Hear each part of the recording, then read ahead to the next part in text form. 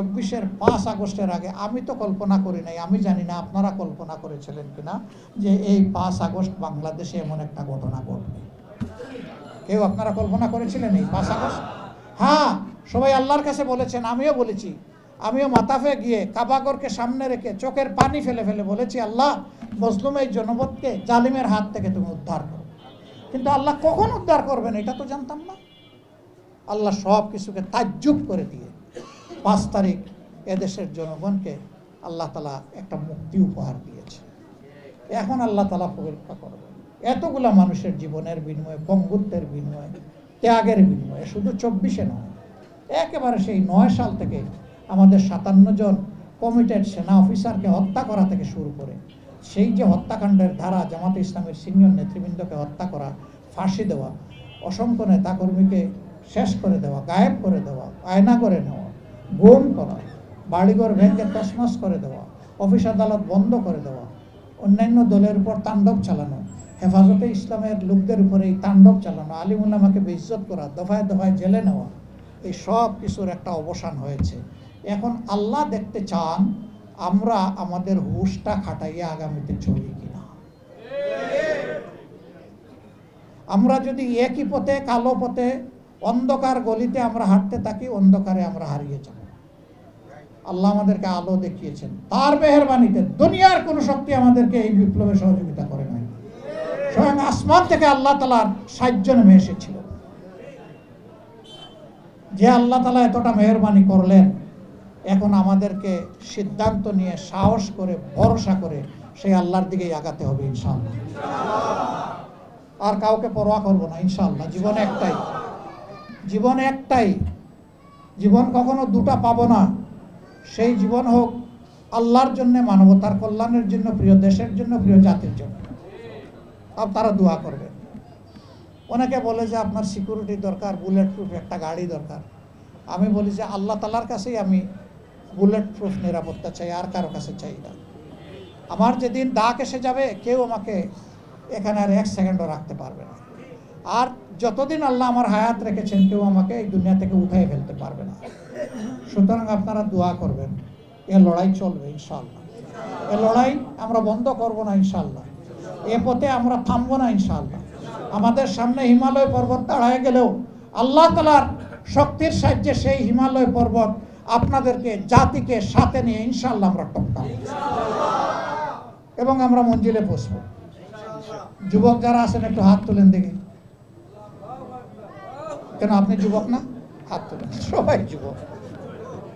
বৃদ্ধ একটু হাত নামান। আলহামদুলিল্লাহ। বৃদ্ধ সেই ব্যক্তি কাজ দেখলে যে ভয় পায়। বৃদ্ধ সেই ব্যক্তি বাঘ এবং বিড়াল যারাই দেখে তারাই ভয় পায়। আর যুবক হচ্ছে সেই ব্যক্তি সিংহ, বাঘ যাই আসুক সামনে, শুধু আল্লাহকে ভয় পায়, আর কাউকে ভয় পায় না। আমরা সেই আল্লাহর ভয়ের শক্তি অন্তরে ধারণ করে ইনশাআল্লাহ এই জাতিকে আমরা ঐক্যবদ্ধ রেখে সামনে এগিয়ে যাব।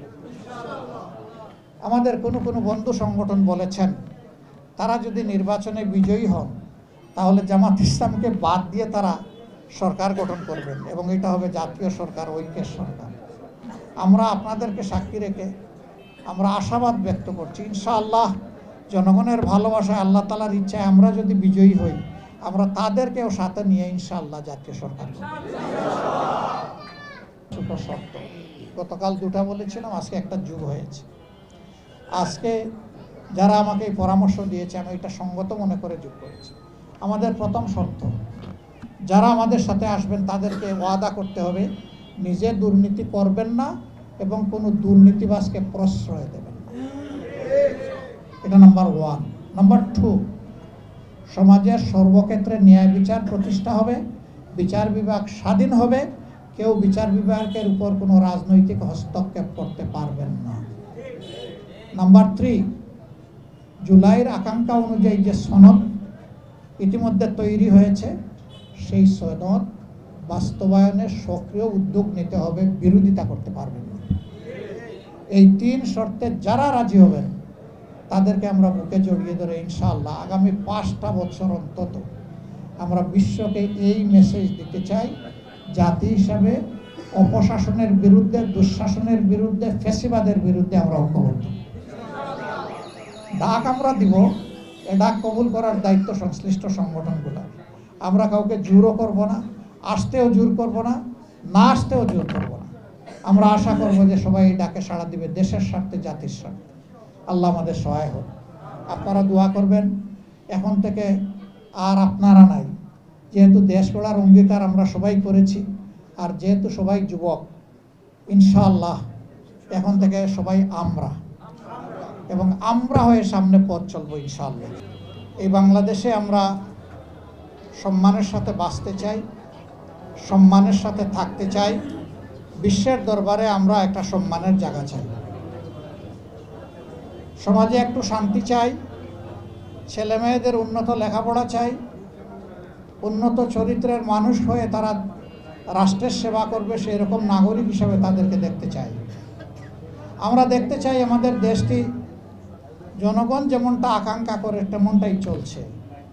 আমরা দেখতে চাই এখানে ধনী এবং দরিদ্রের ব্যবধানটা আকাশ এবং গাছের তলা পর্যন্ত নয়, কেউ 20 তলা আর কেউ গাছতলা, এমন নয়, বরঞ্চ কাছাকাছি একটা ভারসাম্যপূর্ণ জীবন আমরা দেখতে চাই। মনে রাখবো আমরা অবশ্যই যারা সমাজের পরিশ্রমী মানুষ, তাদের হাড় ভাঙা পরিশ্রমের উপরে আজকের এই দালানটা তৈরি হয়েছে। এই দালানের প্রত্যেকটা ইট আপনি আমি কাঁধে করে বহন করে এখানে তুলে নিয়ে আসিনি, তারাই এটা এনেছে। তারা কষ্ট করে এই রাস্তার ভিতরে হোক আর এখানে হোক, তারা সিমেন্ট এবং বালু আর কংক্রিটকে একত্রিত করেছে, মাথায় করে কাঁধে করে এগুলা তুলে এনেছে। কোনো সময় মেশিন দিয়ে সেগুলাকে এলিভেটর দিয়ে তুলে নেওয়া হয়েছে, কিন্তু সেখানেও শ্রমিক লাগে, মানুষ লাগে। সেটা আপনি আমি করি নাই, এটি তারা করেছে। যে রাস্তা দিয়ে গাড়ি চলে, আমরা চলি, হাঁটি, সেই রাস্তাটা তারাই করেছে।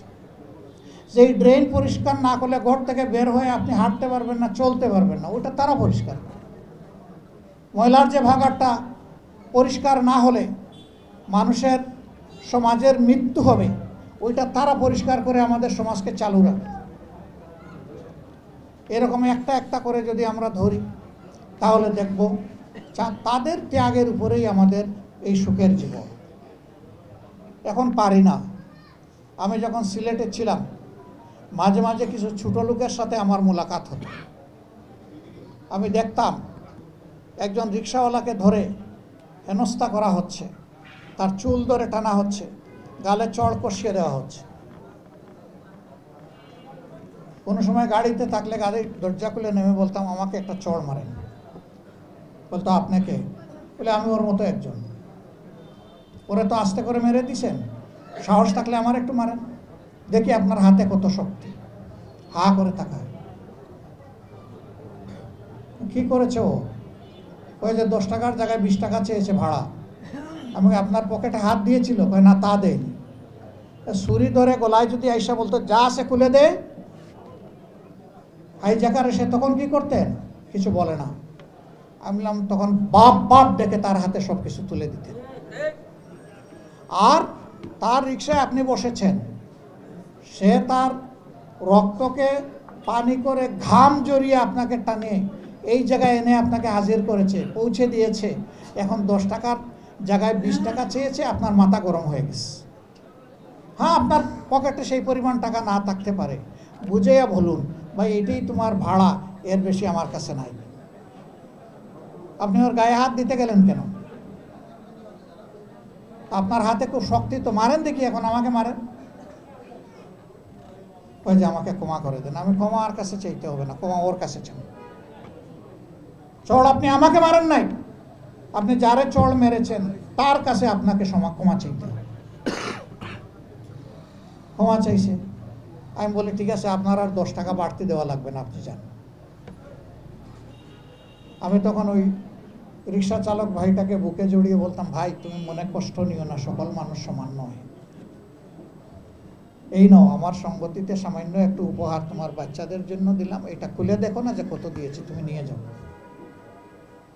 ঘরে যখন ফিরবে তোমার বাচ্চাদের জন্য কিছু কিনে নিও। তাতে কি আল্লাহ তাআলা আমাকে ফকির বানাই দিয়েছেন?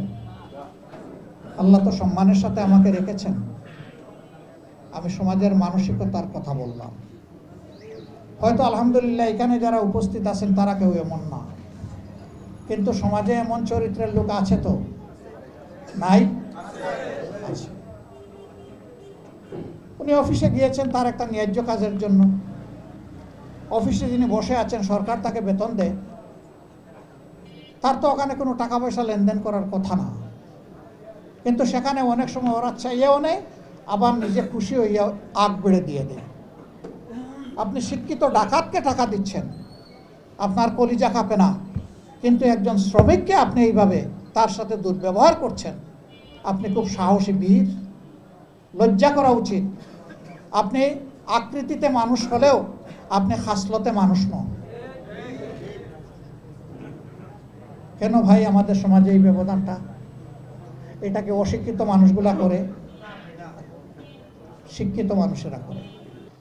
আরেকজন দুর্দর্শ মহিলা, তার নামও আমরা সবাই জানি, হিন্দা, আবু সুফিয়ানের স্ত্রী, বড় কষ্ট দিয়েছে সে আর তার ননদ উম্মে জমিল, এই দুইজন মিলে। তাকে যখন মহিলারা বলল, সবাই ঈমান এনেছে, তুমি বসে আছে কোনো তোমার ঘরে? কয় যে বাবা তোমাদের ঠিক আছে, আমার ঠিক নাই। কেন ঠিক নাই? যে ওহুদের যুদ্ধে আমি মুহাম্মদের আপন চাচা হযরতে হামজার পেট ছিঁড়ে কলিজা টেনে বের করে আমি চিবিয়েছি, আমাকে মুহাম্মদ ক্ষমা করবে? ওই দেখো, যেই 10 জনের নাম ঘোষণা করা হয়েছে ওর মধ্যে তোমার নাম নাই, তুমি ক্ষমা পেয়ে গেছো। বিশ্বাস করে না, ওরা টেনে এসে নিয়ে আসছে। আনার পরে এখন আল্লাহ রসুল তাকে বায়াতের কথা বলছেন একটা একটা করে। সে আল্লাহ রসুলের সাথে বিভিন্ন ধরনের পেছালো কথা বলে। আল্লাহ রসুল হাসতে হাসতে বায়াতটা শেষ করে বললেন, আল্লাহ আমার উপরে এবং তোমার উপরে রহম করুন, তুমি যাও। এই মহিলা, ইসলামের একটা কঠিন যুদ্ধ ছিল মুতার যুদ্ধ। সেই যুদ্ধে কাফিরদের ভয়ঙ্কর আক্রমণে মুসলমানদের পা থরথর করে কেঁপে উঠেছে। তারা হালকা একটু হেঁচকা দিয়ে পিছনের দিকে আসতে চেয়েছিলেন। এই মহিলা ওই যুদ্ধে ছিলেন একজন যোদ্ধা হিসাবে। ডানা মেলে চিৎকার দিয়ে বলল, অসম্ভব, যুদ্ধে মুসলমানদের জন্য হয় বিজয় না হয় শাহাদাত, তৃতীয় কোনো পথ খোলা নাই, কাউকে আমি পিছনে যেতে দেব না। আল্লাহু আকবার। এরপরে সবাই সামনে দৌড়াইয়া তলোয়ার ঘুরাইয়া যখন আবার যুদ্ধ শুরু হলো, আলহামদুলিল্লাহ আল্লাহ তলোয়ারের তেজ বাড়াই দিলেন, বরকত দান করলেন। যুদ্ধে বিজয় নিয়ে তারা সন্তুষ্ট চিত্তে হাসি মুখে মদিনায় ফিরলেন, গিয়ে রসুল করিম সাল্লাল্লাহু আলাইহি সাল্লামকে এই ঘটনার বিবরণ দিলেন। তিনি বললেন, আলিমুল গায়েব এইভাবেই মানুষের ব্যাপারে পরিকল্পনা করে থাকে। কাজেই অনেকে অনেক পরিকল্পনা করে, কিন্তু আখের গিয়ে আল্লাহ তাআলার পরিকল্পনা বাস্তবায়ন হয়। আমি শেষ করব এই কথা বলে,